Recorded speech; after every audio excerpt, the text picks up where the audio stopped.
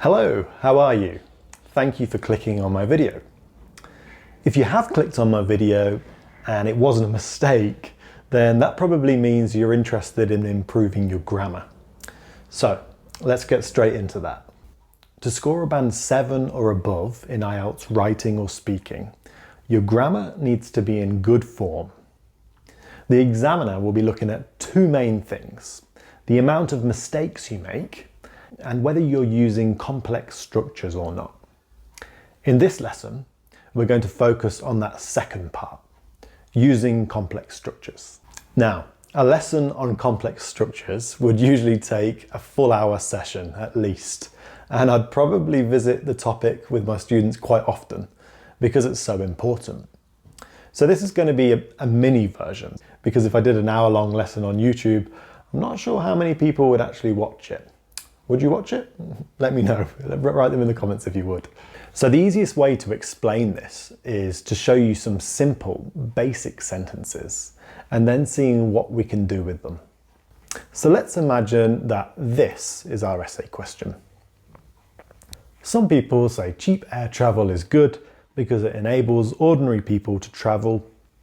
Others argue that it's bad for the environment. Discuss both views and include your opinion. Classic exam question. Now, in your response, you might have sentences similar to this.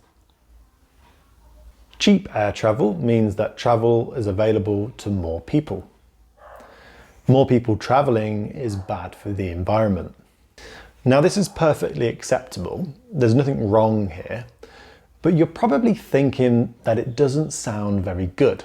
And you're right, it doesn't. That's because people just don't usually talk like this.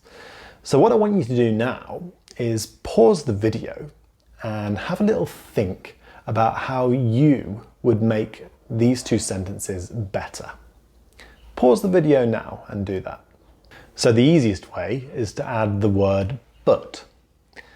This is an improvement and it helps with your range of structures, but it's not a complex structure. To make a complex structure, you need to use one of these words to link the two clauses.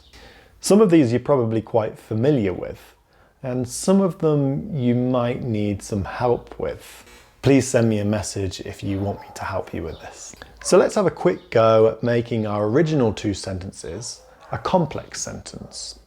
Choose a word from the box and put it in the right place. Just to warn you, you can't use some of them. In fact, most of them you can't use for this example. So pause the video and do that now. Right, let's have a look together.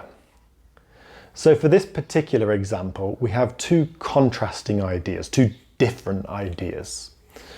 So we need to use one of the contrasting conjunctions from the table. So if you used one of these, you were correct. Well done.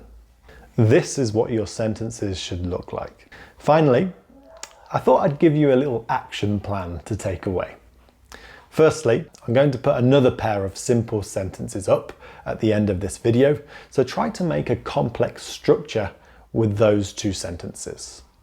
Write your answer in the comments and I'll tell you if it's correct or not. Secondly, I challenge you, go through some of your old essays that you've already written, and see if you can add some complex structures using the information that I've given you in this video. Okay, well done.